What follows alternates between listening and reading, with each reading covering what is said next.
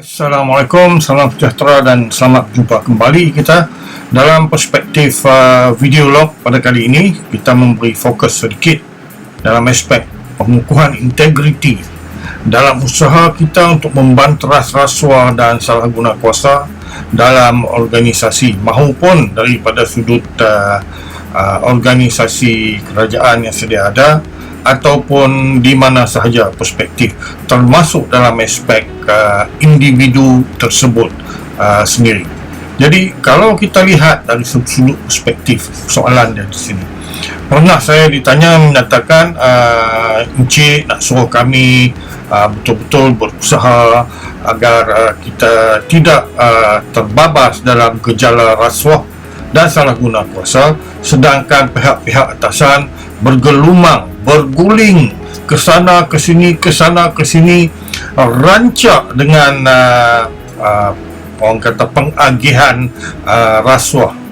Kadang-kadang kita perlu melihat sedikit kata-kata Mahatma Gandhi atau Gandhi Ji yang menyatakan we can change the world by first changing ourselves.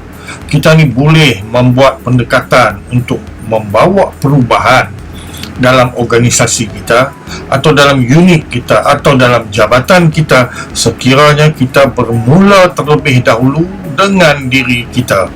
Dan kalau kita mengingati semula kata-kata Rasulullah sallallahu alaihi wasallam, dia katakan di sini qudwah hasanah. Jadikanlah diri dia ini sebagai contoh, sidik, amanah, tabligh, fatonah. Namun kadang-kadang dalam perjalanan kita untuk menjejaki kehidupan di zaman yang serba canggih, dalam zaman yang serba tidak mencukupi, maka timbullah penyakit gejala untuk menerima yang bukan hak atau meminta yang bukan hak. Jadi perspektif kalau kita tengok di sini rasuah, apakah pengertian rasuah? Rasuah sebenarnya daripada sudut definisi mengatakan penerimaan atau pemberian. Jadi di sini rasuah ni yang memberi pun itu salah, yang menerima apatah yang menerima ni lagi-lagi salah. Jadi penerimaan atau pemberian suapan sebagai upah. Jadi kadang-kadang bila perkataan suapan ni mungkin masa kecil dulu ni mak jarang suap nasi masuk dalam mulut. Bila mai dah tua-tua ni, kita carilah orang untuk nak suap masuk dalam mulut kita. Kadang-kadang benda-benda yang tak elok, benda-benda yang haram yang akan jadi darah daging kita. Jadi dikatakan di sini suapan sebagai upah atau dorongan untuk seseorang individu kerana melakukan sesuatu, a favor, atau tidak melakukan sesuatu perbuatan. Tak melakukan suatu perbuatan ni by not taking action, tidak mengambil tindakan di atas sesuatu kesalahan dan sebagainya dalam aspek tugas rasmi seseorang individu tersebut. Jadi suapan ni kadang-kadang kalau kita lihat di sini tidak sahaja terdiri daripada wang, kadang-kadang boleh jadi hadiah, bonus, kenaikan pangkat, kedudukan, undi, malah undi ni RM200 pangkahlah parti toslet. Jadi ini dikira rasuah namun dibiarkan berleluasa dalam arena politik. Apabila jadi PRU, maka diminta untuk kita snapshot undi kita, keluar mai tunjuk dah saya dah undi dah, yang ni cap teko, jadi dapatlah RM200. RM200 ni meranalah kamu selama 5 tahun cerita di sini sebab salah guna hak individu. Dan perspektif dari kita di sini kadang-kadang dalam perkhidmatan kita dinaikkan perkhidmatan sebab kita pandai kipas bos, kipas cukup kuat. Namun dalam satu perspektif pula, bos ni dalam banyak-banyak dia katakan di sini potensi, kaki tangan yang berpotensi, namun bos pilih yang tidak berpotensi sebab suka kepada individu tersebut, sebab ada hubungan dengan individu tersebut dan pelbagai lagi. Jadi kadang-kadang juga dia kata di sini upah, kita memberi upah sebab kita dapat tender kontrak 20% saya punya. Ini dikira rasuah dan kadang-kadang diskaun dalam beberapa perspektif yang dinyatakan. Jadi kalau kita lihat bab rasuah ni, rasuah merupakan suatu jenayah, salah di sisi undang-undang. Kadang-kadang kita lihat yang sedia berlaku ni amat menyedihkan lah, di mana kita ada double standard tapi memang tidak diakui lah. Jadi rasuah ni di mana seseorang mendapat kebebasan, bebas daripada ditangkap sebab moto atau falsafah dia mengatakan saya tidak salah selagi tidak ditangkap. Yang ini memang salah daripada rahim ibu lagi ni. Sebab apa ni, tak ditangkap. Jadi tak ditangkap sebab kedudukan, sebab dikatakan di sini kita ni macam lebih kurang bangsa sawan yang berada di atas. Di mana seorang mendapat kontrak atau keistimewaan daripada sesuatu jabatan, daripada suatu kementerian, dari pihak berkuasa sebab kenalan, sebab ada sogokan, sebab ada bahagian orang-orang tertentu dalam kontrak tersebut. Jadi perkara ini sememangnya dikatakan di sini rasuah ini diberi selepas memberi wang, selepas memberi hadiah, selepas memberi keraian kepada pihak-pihak tertentu dari sini. Ini memang melanggar undang-undang. Kadang-kadang contohnya kita dari satu sudut untuk mendapatkan kontrak dan orang tersebut ingin menukar kenderaan beliau, jadi dia bayar down payment saja, bulan-bulan kita tanggung bayar. Yang ni sebenarnya adalah satu kesalahan di sisi undang-undang dalam aspek definisi rasuah. Dan kalau mengikut Transparency International, penakrifan rasuah ni dia kata perilaku di jabatan-jabatan atau pejabat-pejabat awam, termasuklah para politikus, ahli-ahli politik dan pegawai-pegawai perkhidmatan awam yang tertinggi, pertengahan, yang secara tidak wajar dan tidak sah menurut undang-undang menggayakan diri atau memperkaya kerabat, keluarga dan sahabat andai. Seperti contoh, bekerja ni mungkinlah dia daripada sudut seorang pengarah, tapi dia pakai Rolls Royce. Jadi di mana logical thinking ni, berjuta harga kereta tersebut dengan gaji yang tak sampai tahap untuk mempunyai Rolls Royce. Menggayakan rumah, dia katakan di sini, dibina rumah. Ahli-ahli politik ni banyak dah expect membina rumah ni sama naik dengan istana negara. Malah kalau ikut pendapatan dan sebagainya memang tak mampu. Jadi dikatakan di sini menggayakan diri lebih daripada kemampuan dia. Dan daripada sudut perspektif dikatakan rasuah ni juga memperkayakan kerabat. Jadi yang ni yang sedih. Kadang-kadang dikatakan di sini kita di belakang takbir kita monopoli sesuatu perniagaan supaya orang lain tak boleh masuk, orang lain tak boleh mengambil bahagian dalam perniagaan tersebut. Hanya syarikat kita sahaja, dengan kita ada kira-kira dengan mereka yang berkedudukan, yang berkuasa. Ini pun dikira rasuah. Dan dikatakan di sini menyalahguna kuasa. Kalau kita jadi seorang menteri, kita bagi kontrak kepada adik kita, kepada abang kita, kepada adik ipar kita. Jadi kayalah keluarga-keluarga kita, sedangkan rakyat yang lebih berpotensi, yang lebih mampu melakukan sesuatu kontrak dengan sebaik yang mungkin, tidak diberi peluang. Jadi dalam jangka masa panjang, dia kata ini merosakkan, dia kata pentadbiran negara, merosakkan ekonomi negara, merosakkan jati diri, merosakkan bangsa dan menjatuhkan maruah negara di pentas global. Jadi rasuah yang wujud dalam bidang politik dan pentadbiran ni mungkin berbentuk sama ada ringan. Jadi benda ni kecil, dirasakan kecil dan tidak diendahkan. Bila rasuah menjadi berat, kadang-kadang kita dalam pendekatan kita membela pula orang yang buat kesilapan ni.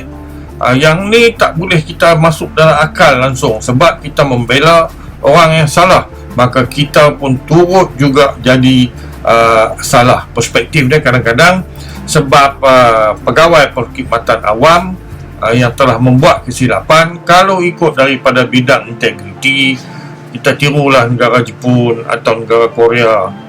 Dia orang ni integriti lebih daripada bangsa kita ni. Kadang-kadang kita lihat ni, dia mengaku letak jawatan dah hilang senyap terus. Yang ni kita kata gentleman, bukan dia mari nak utang, nak pusing supaya melepaskan daripada kedudukan kesalahan jadi kedudukan yang okey, tidak salah. Yang ni sebenarnya salah. Dia kata manipulation. Rasuah tidak sekadar memudahkan atau menggalakkan jenayah. Jadi yang ni dia kata sini, rasuah ni kadang-kadang depan pejabat kita ni ada, dia kata, markas pelacuran ataupun rumah urut, tapi kita pejamkan mata. Rakyat tahu, rakyat nampak, tapi kita tutup mata. Jadi yang ni pun rasuah, sebab ada dia bela kita bulan-bulan. Dia kata monthly fee, bulan-bulan kita dapat pemalsuan wang, cetak rompak, penyeludupan dan pelbagai lagi. Jadi kesannya lebih meluas rasuah ni. Kita tak boleh ambil ringan, kita kena betul-betul fokus usaha untuk membanteras rasuah dalam budaya pentadbiran kerajaan yang sedia ada ataupun kerajaan yang akan datang. Jadi sebagai penting kita ni kenalah mencari satu perspektif yang kita dapat membezakan rasuah, dan dalam aspek rasuah ini selalunya membawa kepada perilaku jenayah. Kita daripada kecil lama-lama jadi bukit, bukit lama-lama jadi gunung. Dia kata di sini perkara yang kita lakukan setiap hari ni lama-lama kelamaan dia akan jadi tabiat, dan tabiat yang kita amalkan dia hanya akan menjadi budaya, dan bila dah jadi budaya dia berakar umbi, maka agak very tough lah untuk kita nak membanteras. Tapi usaha tersebut mesti wujud, tidak kira siapa kita, sama ada kita pegawai tertinggi dalam perkhidmatan awam ataupun kita ahli-ahli politik atau selain-lainnya, bangsawan dan sebagainya. Rasuah seharusnya tidak boleh dibiarkan begitu sahaja. So dalam skop yang luas dia kata rasuah ni, terutama rasuah politik, bermaksud penyalahgunaan jawatan awam untuk kepentingan peribadi, untuk kepentingan kaum keluarga, untuk kepentingan kawan-kawan dan sebagainya. Selalu kalau calon-calon menteri, saya sukalah kalau nak bersembang, saya tanya beberapa perspektif soalan. Saya kata sini, apabila kamu sudah dijadikan menteri ataupun pegawai perkhidmatan awam yang tertinggi, siapakah aspek yang paling penting dalam kehidupan anda? Nombor satu, sahabat adik-beradik anda, kaum keluarga. Nombor dua, sahabat anda. Nombor tiga, ada kata sini kalangan ahli-ahli perniagaan, business people. Nombor empat, lain-lain. Nombor lima, baru mari rakyat. Maka inilah manusia yang bagi satu sudut, kalau kita lihat, boleh kita jenamakan sebagai hipokrit. So semua bentuk pemerintahan, sama ada dalam organisasi ataupun dia kata perkhidmatan awam, terdapat perilaku rasuah, sama ada sedar ataupun tidak. Cuma kes ini kecil dipejamkan mata, atau kes berat kita cuba memperbetulkan atau kita cuba menyembunyikan, kononnya nak jaga integriti jabatan atau kementerian tersebut. Sebenarnya dah jahanam dah integriti tersebut ni, dia kata sini. Jadi kes ni berbeza-beza, daripada yang paling ringan dalam bentuk penggunaan pengaruh atau sokongan atau suapan dan sebagainya, hinggalah kepada kes yang paling besar, ni kes berat, sampai terjadi insiden dalam negara. Malah dia kata di sini lebih memalukan, dia kata seluruh negara termasuk kita yang tak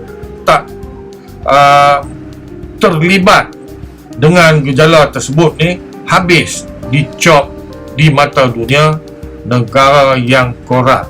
Jadi sungguh memalukan perspektif. Kenalah kita berusaha.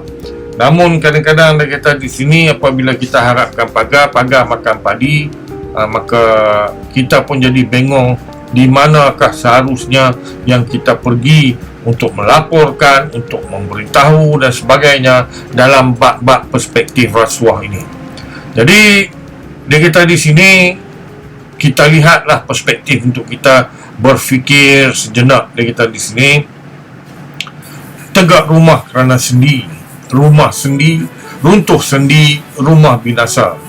Tiang rumah yang duduk bagi sokongan untuk agar rumah ni stable. Kita di sini, kalau tiang tu patah, tiang tu kaput, dimakan anai-anai, maka runtuhlah rumah tersebut. Almarhum Buya Angka mengatakan, dalam organisasi pun banyak anai-anai ni yang gejala mereka yang melibatkan diri dengan rasuah, mereka yang menyalahgunakan kuasa. Kita boleh ibaratkan anai-anai dalam sebuah rumah yang sedang orang kata merosakkan tiang-tiang sendi rumah ni agar ianya runtuh. Dia kata di sini. Jadi sebagai perspektif individu pula, dia kata di sini, sendi bangsa ialah budi, moral, akhlak kita ni, principle of life, pegangan kita dalam kehidupan ini. Dia kata di sini, kalau orang letak duit ikat kati ni 1 juta, bagaimanalah agaknya kedudukan kita ni. Pernah kawan saya kata di sini, dia kata, non han tak pernah tengok lagi duit 1 juta atas meja ni. Jadi kalau ikut seorang penceramah agama, dia kata, ni boleh suar tangan bawah katil, kau keluar mai, bukan keluar mai sarang labah-labah ke habuk, keluar mai duit beratus ribu ringgit bawah katil. Jadi yang ni yang merunsingkan di sini. Kerja tak seberapa daya pun, tapi duit bertimbun-timbun. Jadi mungkin mereka ni bomo kuat yang boleh tarik duit. Dia kata di sini, tengah malam menurun, duit timbul keluar bawah katil. Jadi dia kata di sini, maka watak kita, falsafah kehidupan kita, nilai dalam diri kita ni, dia kata di sini, kalau bukan hak jangan sentuh, kalau yang haram jauhilahnya. Jadi satu lagi perspektif, harapannya kadang-kadang kita mencerahkan bab-bab integriti, bab-bab rasuah ni. Kalau kita fikir dah, kita ni, kita kata perspektif sedar, dahulunya kita duduk, orang duduk suap, kita nganga buka mulut luah-luah, tapi tak kena tangkap. Bila tak kena tangkap, kita tak salah lagi. Tapi apabila datang kesedaran, banyaklah kita kata mufti, ustaz-ustaz yang rancak kita di sini bercakap tentang kesalahan rasuah, agar kita yang mendapat pencerahan ni berhentilah, bawalah pendekatan kepada sudut bertaubat, jangan buat lagi. Tak payahlah kita nak pergi cerita kat kawan, dulu aku terima sekian-sekian banyak. Yang tak elok tu kita tak payah nak cerita, tapi namun ke depan ni jangan buat dah. Sebab apa?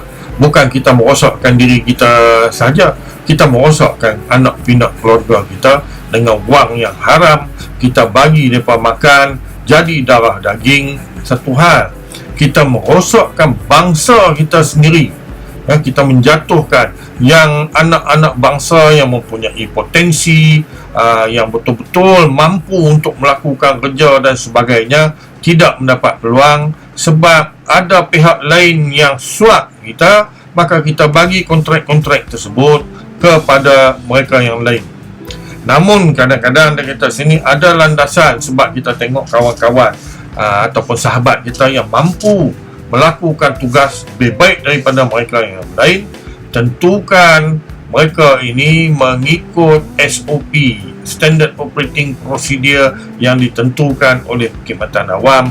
Dia ikut landasan lunas-lunas tersebut supaya mereka ini jelas, tidak ada yang boleh dipersoalkan. Dia kata kita katakan di sini conflict of interest. Jadi kita perlu jelas, transparent, supaya semua pihak tahu sesuatu pelantikan yang diberikan adalah berdasarkan atas performance and competency. Yang ini penting kita sini. So sekian setakat ini, mudah-mudahan kita mendapat pencerahan dalam sudut perspektif usaha ke arah membanteras rasuah. Sekian, wassalamualaikum warahmatullahi taala wabarakatuh.